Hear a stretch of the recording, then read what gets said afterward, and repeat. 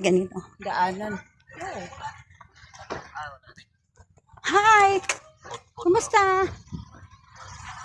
Hi guys!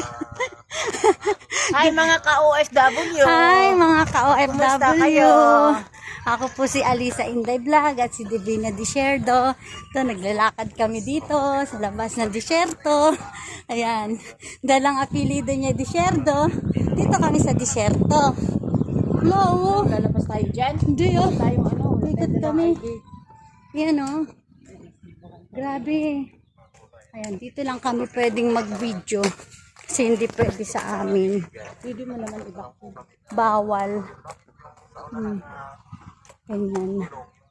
Kaya, ayun. Ayun ang mga ano. Ganyan. Every Friday.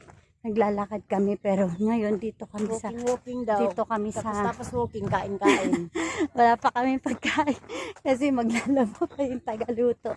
Mamaya pa kami kakain. Gutom talaga ngayon. Diba tapos sa linisin ko, dahil may pakain yung mga broha kagabi. Kaya yan. May pakain sa amin kagabi. Ngayon, naisipan namin dito maglakad. Kesa doon sa loob namin. So dito, diretso yung paa namin. Kasi sementado. Doon sa amin may rough road. Masakit din sa paa.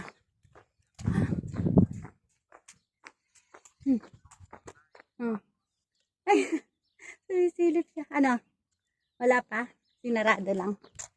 Wala pa. Sumilip siya. No? Nakita niya palaka. May palaka sa ilalim ng tulay. May palaka sa ilalim ng pader. Ganito buhay na dito sa OFW.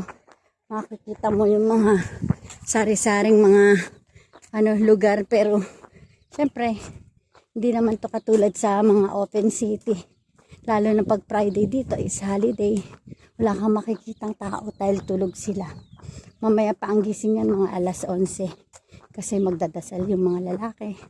Kailangan nilang maligo bago pumunta sa masjid para mag-pray.